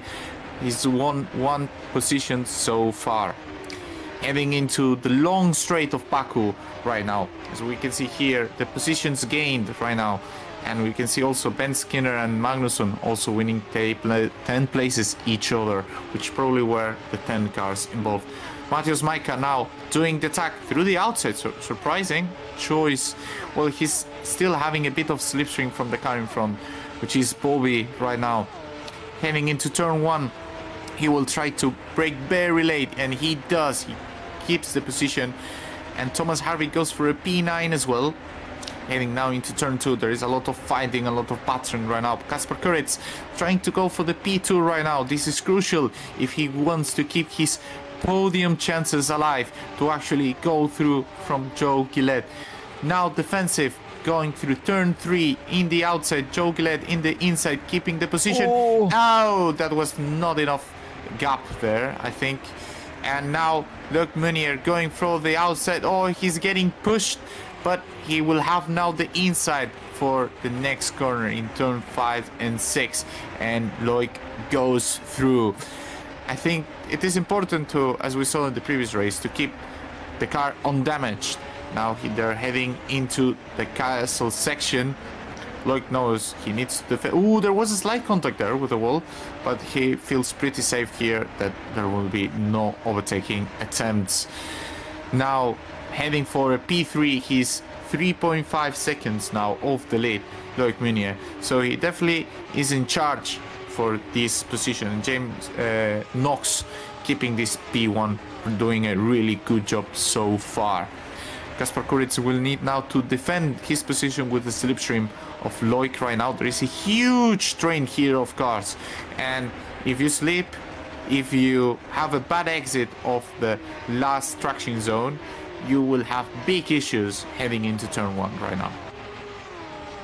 Yeah, and speaking of big issues into turn 1, in Joe Gillette's mirrors is Loic Meunier in that slipstream, but he's got quite a few cars behind him as well. Kuritz all the way back to, I think that's Craig Patterson in P10, all in a nice little slipstream train for P2. Bobby Vakanov pulls out to defend from Matusz Majka and tries to get past Ockenhaug in the process, is unable to in turn 1. Meunier is on the back of Joe Gillette. Everyone is on the back of everyone in this field as Majka slides out a little bit in turn 2, taps the wall with his rear right tire. No damage, I'm sure, but a bit of a mistake coming on for Matusz Majka. Look, Meunier still there, but with Vakanov still there with Ockenhaug, and I believe this is where this field will split between Ockenhaug and then the three at the front, Kuritz, Meunier, and Joe Gillette, although they're still there and they still can fight forward, as we've got this very strong optimal pairing making a sandwich of Bobby Vakanov right now, and it seems relatively clean. Don't expect any overtaking to be going on here. Yeah, this section is really tight, and drivers know that it's not worth the attempt. And also it's pretty easy to actually do an overtaking attempt into turn 1. So there is the risk and reward ratio in the castle section is not worth. So we see a small yellow flag in sector 1, probably one of the drivers who are just in the backfield. So we see Kuritz actually maybe on the attack from Meunier. Not sure if Meunier has hit a small wall and then probably struggling a bit. Right now the pace is 2 minutes and 7 tenths, which is a bit slower compared to the previous race right now. So probably the drivers are saving a bit of tires, as we see Meunier going for the attack on Joe Gillette. Heading into turn 1, he's already full ahead. Oh, as we see an attack behind, 3 wide heading into turn 1. Joe Gillette maybe trying again to move, as we see Bobby losing the position now to Matusz Majka, and the Optiminal are sandwiching right now. Bobby right now heading into turn 2. So we see Joe Gillette really close to Loic Meunier. I don't think it will be close enough for an attack, and I don't think it will be smart to actually try it, as he stays behind. Maybe now he locks the tires. Almost contact. Kaspar Kuritz really close, maybe going for a move now, but no, he decides to stay behind. And this is, if you fail an attack into the driver in front, you will lose the position with the driver behind, because the gaps are really small and anything can be a dive. Like from this position, Kaspar Kuritz could even try a dive on Joe Gillette, like a controlled dive. So he's really, really close, and probably he has a tiny bit more pace than him. Now the interesting thing will be what pace is able Loic to actually replicate to catch up on James Knox. James Knox has been 7 tenths lower than Loic in the previous lap, although it's true that Loic had the slipstream from Joe in sector 3. So we will see in the upcoming laps. The gap is pretty small. It was 1.6 seconds in the previous sector, and now it's already 5 tenths faster in sector 2. So clearly Loic was being held up in sector 2, and the gap is shrinking really fast. So as we see Thomas Harvey now going for the attack on Magnus Ockenhaug, the driver who was really defensive on Loic in the previous race. We see Kaspar Kuritz going for the attack on Joe Gillette. It was clear Kaspar had a bit more pace than Joe, so right now he's heading for the P3. As we see, I think it was Bobby, going very defensive. As we see Magnus going very wide. No! Wow! That was really close to take Thomas out. Wow, that was... Well, that I suffered that. I lived that. As we see Magnus losing more positions now to Tuomala. as we see Matheus Maika now P5, going for the attack, going for the dive. This is what I mentioned before, going for the dive on Joe Gillette. They are so close that the dives are feasible in this track. And Joe Gillette right now holding the inside, and now he will have the outside for the next corner, and I think Matheus will eventually make the move stick, and he does. And I think he should defend now the inside maybe, because you never know, and I don't think you're gonna lose it on the exit of this corner. So we see now a replay of turn 1. This is actually lap 1. It's probably the incident we saw in turn 2, as we see someone heading in for the... Oh wow, who was that? It could have been that Kuratko or Van Bussel. It was either. Yeah, it was probably Kuratko. Let's see the incident. Yeah, well, he broke so late. Nah, there's no chance you make the corner. Literally impossible. As we see now the POV from Patrick Magnusson heading into the corner and picking up a tiny bit of, well, significant damage, I would say, from that, but still surviving, which is the important thing right now. Patrick in P15, a position that will give him only 1 point. And as we see a fight for the lead right now, Loic Minier going for P1, as we see also Kaspar Kuric heading into P1. What has happened here? Wow, that was really unexpected. So Kuric is leading right now, so something probably Nox and Loic. Oh wow, there was contact with the wall now. Kuric now losing P1 and P2 right now to Loic and James. James probably going for the attack, acknowledging if he loses the place right now, his P1 options are over. Now they're heading into turn 3, clearly ahead. Loic, maybe now a dive from James, but now Loic has the inside, so the chance... Oh, he loses a bit of traction, so nah, I think he is clear right now, and he will be completely ahead and now leading the race. But surely something fancy happened between James and Loic heading into the last traction zone, as we see Matheus Maika already being P4 and Bobby P5. Yeah, I have genuinely no idea what happened for Kuric to catch up so quickly.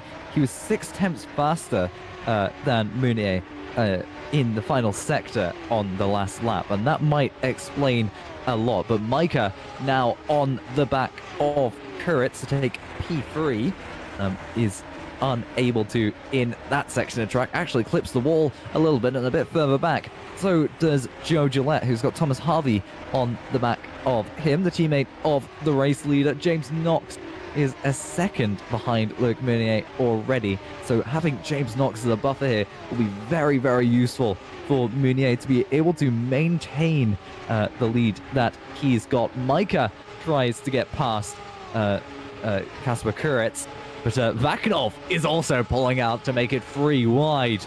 Maika has to tuck in behind Vakanov for now, but it seems like these two have got the faster speed. It's Vakanov on the inside of Maika. It goes down to just a 2-car battle. Maika holds it around the outside to keep that P4 position, but it is not exactly unchallenged. Vakanov looking very racy, and there's just a front wing sitting in turn 2. Fortunately, off the racing line for the drivers navigating turn 2 at the minute. There's another yellow in sector 1.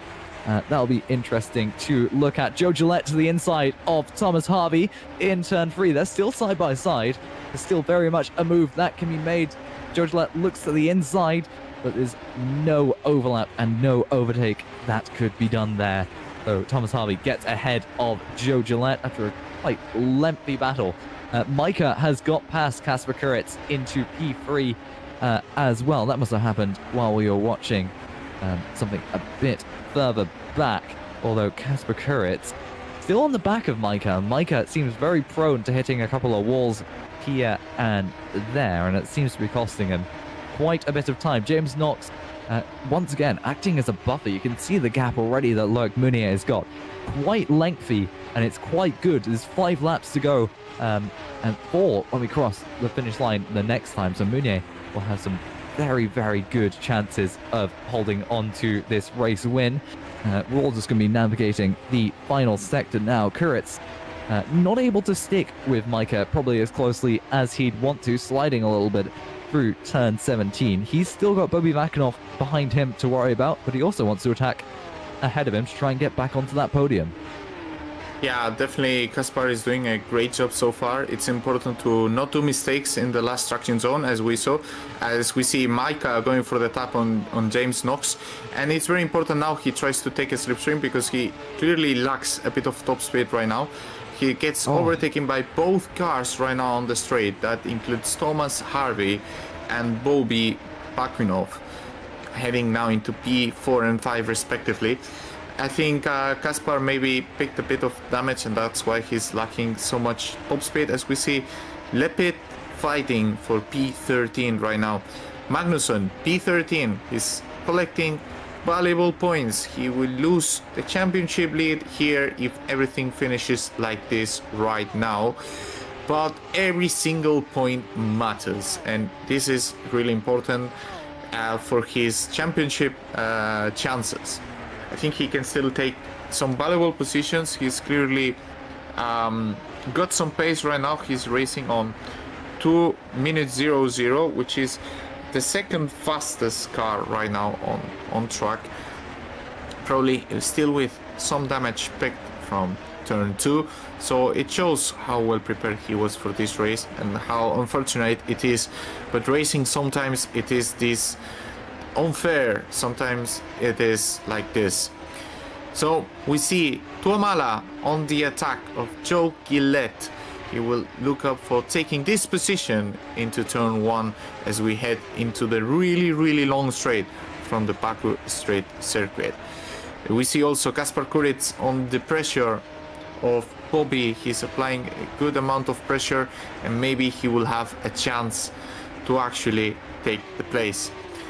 I don't want to jinx it so far, but so far my prediction, it is P1, P2 and P3. It's really on point. It will depend on if James Knox can actually keep the position. Right now the gap with Harvey is 1.2. Kuritz going for the tap on Bobby. Right now pulls out of the slipstream, and let's see if he can actually overtake before the line. I think he's losing even ground because Bobby takes the slipstream from Tom. Yeah, and he does. He clearly has an issue there, and he needs to pull out of slipstream late, and he lacks also a bit of traction.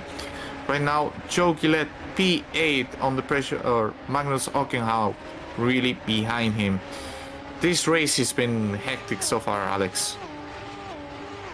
Yeah, we can look a bit further back in the field, but we won't just yet. Joe Gillette looks to the inside in turn 3 on Michael Tuamala, makes the move quite cleanly this time around. Ockenhau clips the wall and is being defended by Michael Tuamala, so this battle should be spicy. There's 5 laps in this race, more like 4.5 at this point. Junior Lopez sets a new fastest lap of the race. 2 purple sectors, first and second, although Micah picking up on some very impressive pace right now, a 10th faster than Meunier in the first sector alone. So yeah, Micah is pushing very hard here to try and catch up to Meunier in the laps available, but it's not just catching up that Micah has to do here. He has to also make the pass, which should be fairly easy provided he can get into that slipstream range, but that is assuming that he gets into that slipstream range in time. James Knox right now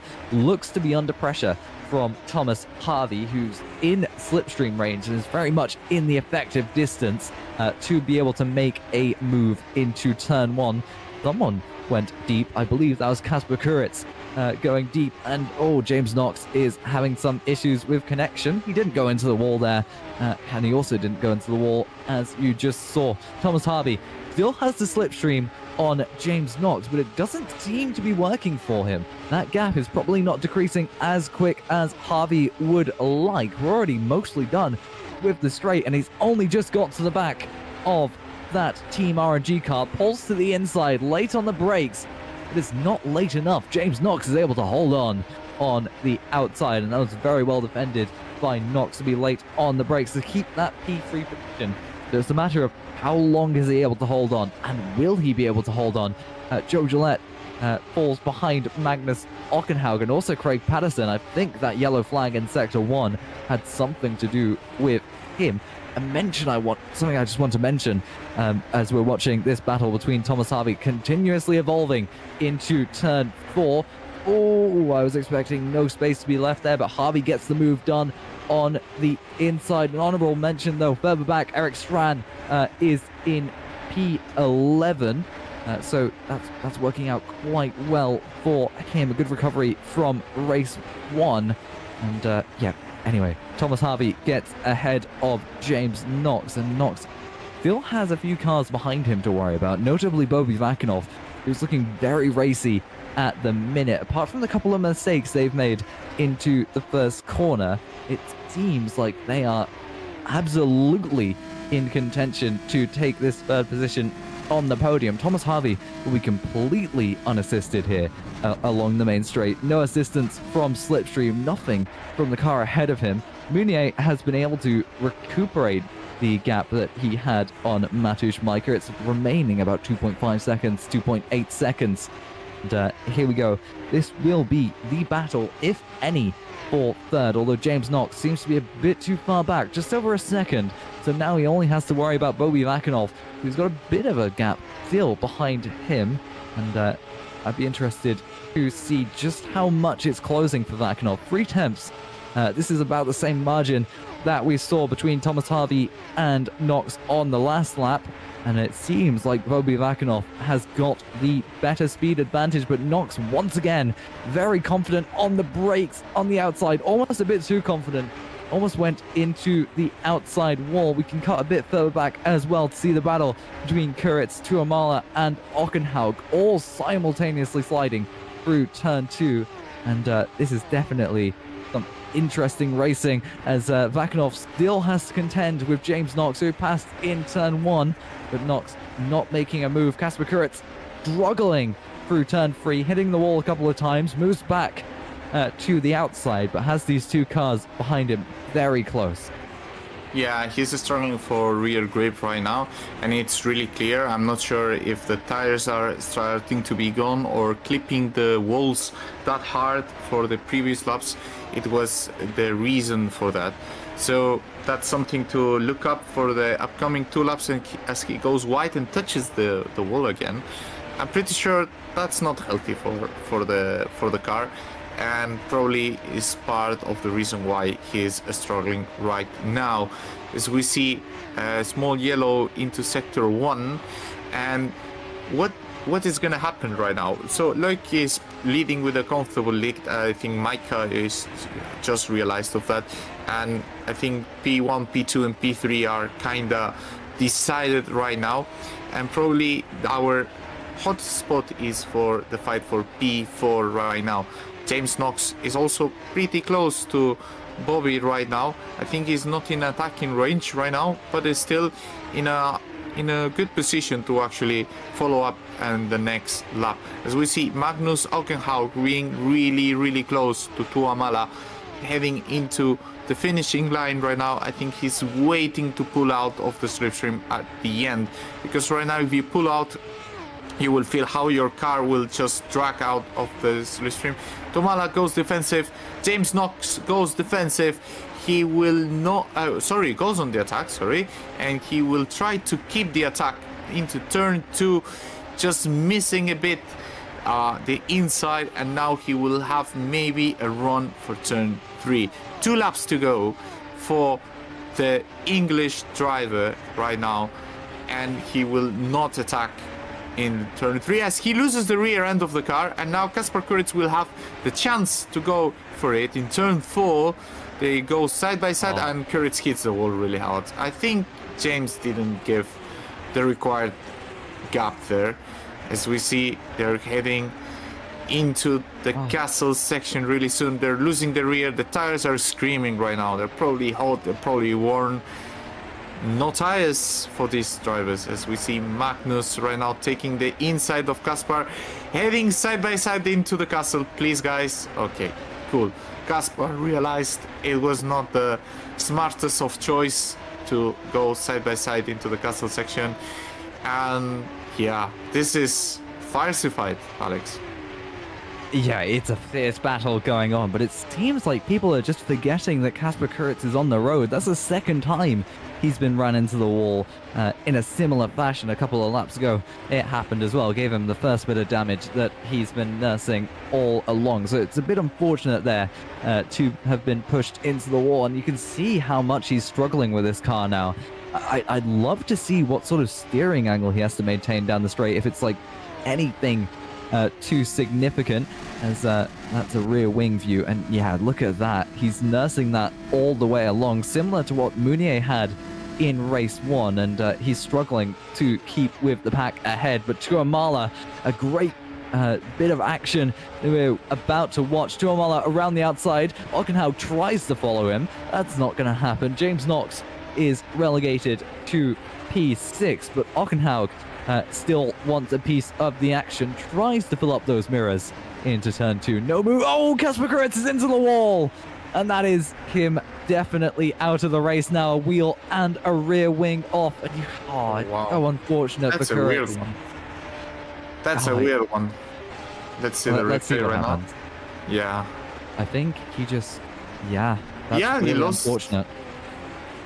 Wow, that's weird, because he either broke so late or his brakes faded. I don't understand. That's a really weird one. As we see the replay here now. Ooh, Joe Gillette just going really wide. I think this was some laps ago when he went wide.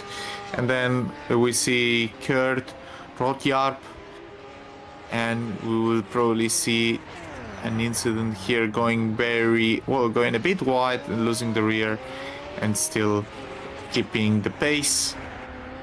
And Caitlin Penny here we'll see heading into turn 4, and I think and losing the rear end and traction and losing the front wing, as we probably are close to see the race winner of race 2 right now. Loic Meunier heading into the finishing line, showing great pace. The thing that he lacked in race 1 due to the damage carried from turn 2 in lap 1. He will win for Apex Grand Prix race 2 at the Baku Street Circuit. What a great performance from Loic. Starting P7, as we see James Knox trying to go for the P5 as they go side by side in the racing line. I think James got that, and he will finish in P5. As we see Patrick Magnussen also going for a move in P9. He will take P9. These points are extremely important for Patrick. Really nice performance starting from P28 on the grid. As we see Ben Skinner finishing P12. Oh wow, that was also really close. I wonder what was the gap for that. That was 0-0-0 according to... Wow, that was 1 if I ever seen one. Yeah, so by 0,000s probably the simulator gets one more number further from the 1,000. So that was a pretty close one. I wonder if in the history of GPV what was the closest gap between two drivers, as we see the podium finisher Mateusz Majka in a P2 taking the lead of the championship of FS2. What a performance by Majka today. Yeah, definitely for Majka. It was a strong push through the field, but also Mounier demonstrating what is possible without that damage that he had in race 1. Like you mentioned, quite unfortunate for that lap 1 incident in race 1.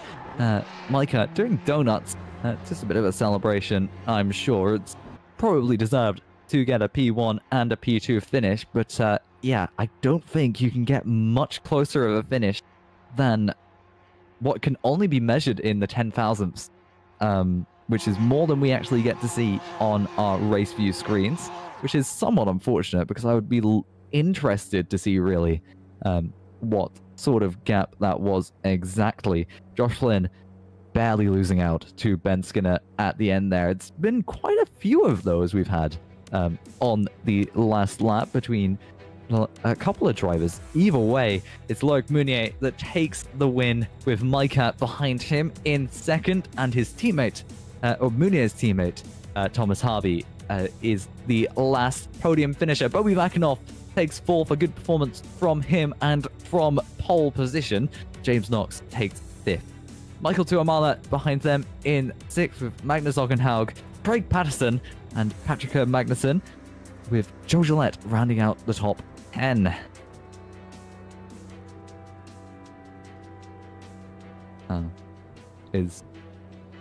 Doesn't want to work?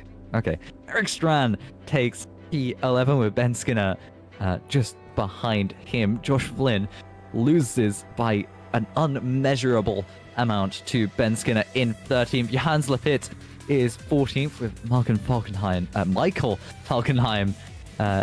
in 15th. Last of the points finishers. Mike Bell is 16th with Junior Lopez in 17th. Kurt Rochov 18th, and Victor Silva is 19th with Caitlin Penny rounding out the top 20.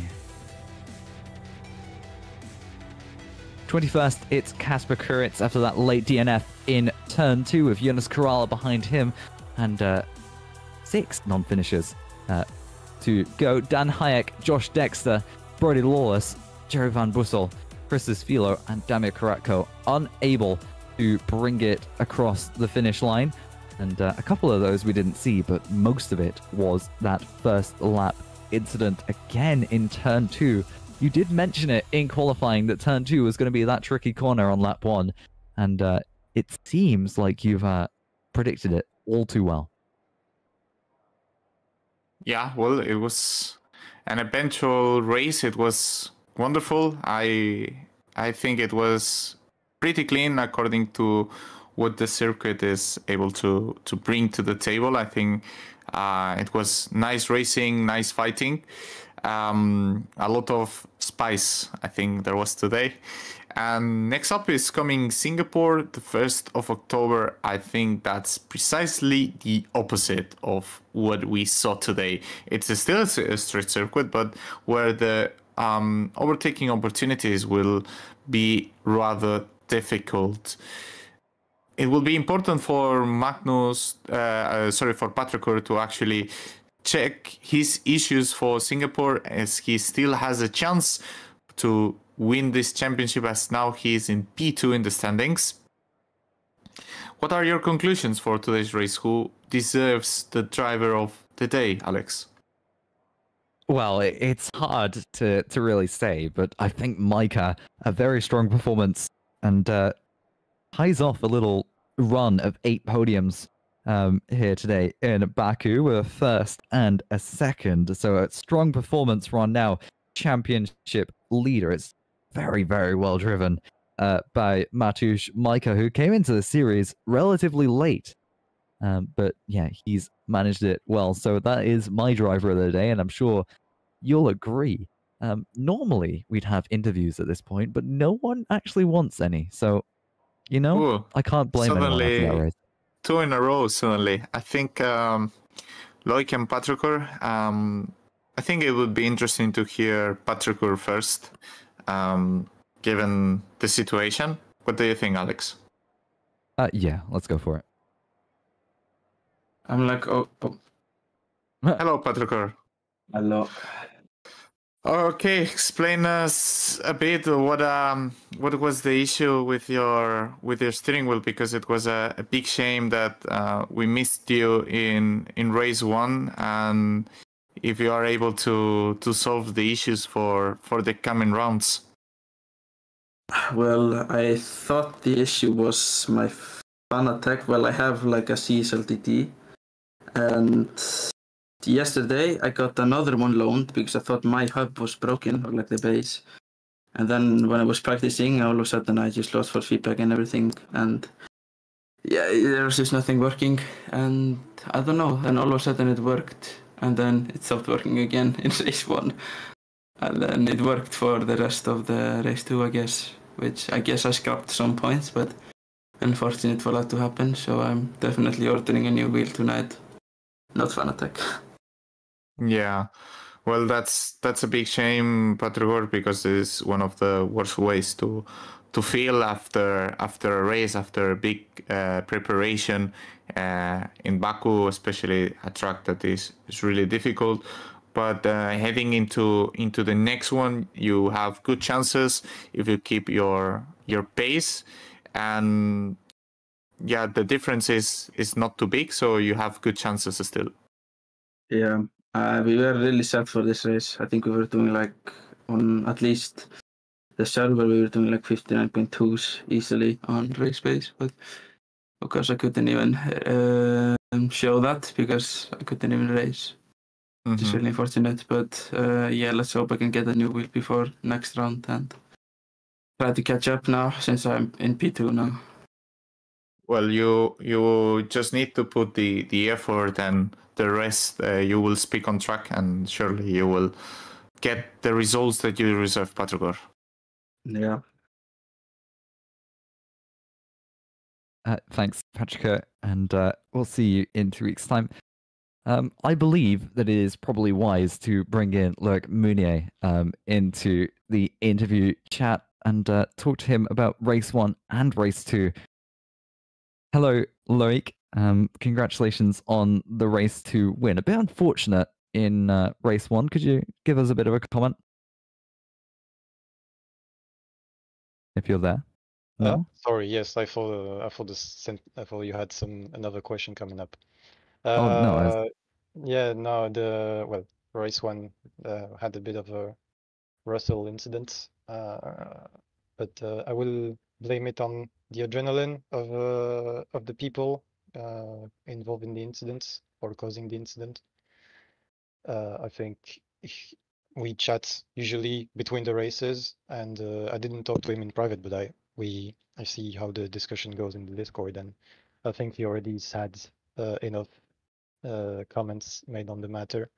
I will just say it was very unfortunate because then I had to drive the Benz car for the whole way, and then when I was making my way up, I fought with Magnus, and my car was bent on the right side, and he gave me I forgot which kind of contact it was, but he basically bent my car the other way.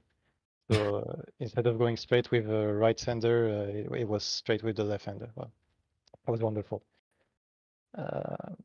Did my best with whatever the situation was. We couldn't catch ahead, so I just had to make sure I was safe in my own position. And then in race 2, made the most of the opportunities. I think I almost clipped Magnus in the wall again, but did my best to give him room, and didn't happen, fortunately.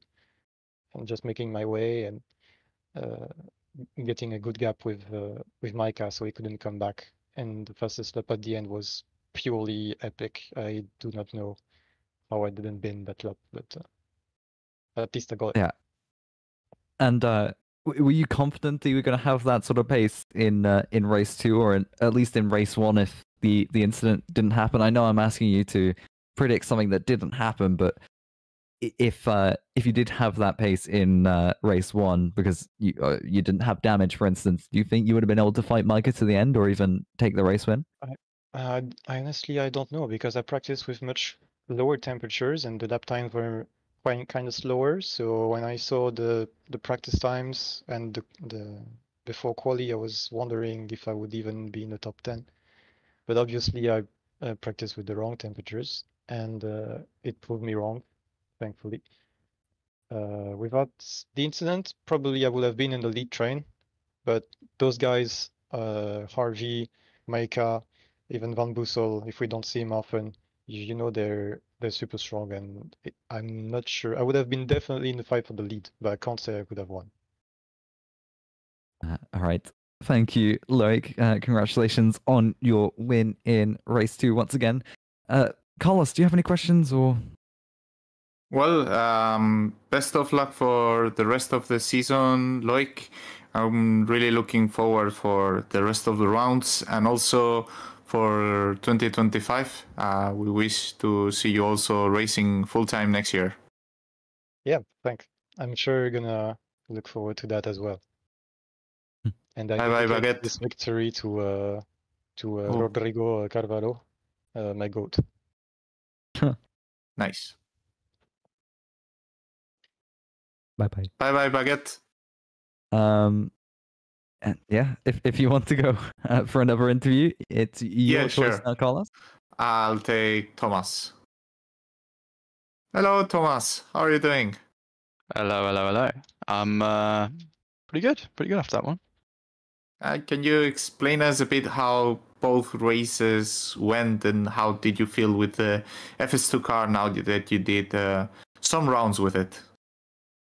How did it go? I mean, qualifying, I'm not gonna lie, I bit of a choke that one because yeah, again went faster in the practice session than in the actual thing, which isn't really ideal, but is what it is. It was still P5, and the thing is, it's Baku, so not really a problem in terms of, you know, it's an easier one to overtake. So, you know, going in I knew still wasn't a big issue, although it did turn out to kind of mess me up in the end because basically went down to P6 at the start. Not that it really mattered though, because also Christas did an inspirational dive bomb in turn 2, and unfortunately being on the outside line, it gave me a bit of a compromised run, but as long as I survived, which was the main thing. And the rest of the race was really just sort of slowly making my way through. I had a good battle with Jerry, he stayed with me the whole time. And then, who was it? Was it Lopez or something? For P2 at the end, near the end. So, yeah, unfortunately, just too much of a gap to match. Or to be honest with you, his race pace was kind of clear, very consistent. So he deserved the win, and I was very happy with the P2 after that one. And in the second race, starting P11. And then, yes, similar, pretty much a carbon copy happened again. This time I did make a bit of contact and was slowed up a bit more. But then again, a lot more people were slowed up and the patch sort of bunched up. So I was thinking, you know, maybe if I can make the right moves at the right time, then it won't be too detrimental. I think I got past Craig at the beginning and I won't be able to remember all the people I got around, but sort of slowly made one way through. Yeah, no, it was quite enjoyable, but unfortunately, the way it all panned out, yeah, I just got passed again, and he managed to get past for earlier, so and got a gap. So yeah, it wasn't really possible to get any more P3, and obviously Lloyd getting P1, good for Apex. So yeah, 1-3 in race 2 and a 2-7 in race 1. It's very good points, and again, survive Baku is an achievement. So yeah, I'm pretty happy with it. Yeah, that was a good result overall for you and for the team. And what are you looking forward of the upcoming races? Well, no more FS2 races for me. Very sad. It's been a fun little series actually. So I'm enjoying my time, but yeah, I'm not going to do any more FS2 races. Although you might see me in another series around Baku. But yeah. It's yeah, but no, it's been enjoyable doing FS2, and again, it's like, yeah, it's a bit more on the casual side, so it's been good fun. I haven't well, I was gonna say I haven't really been in major incidents, although there was Spa actually race 1, but other than that, I've been able to avoid everything. So yeah, it's been good, and the cars.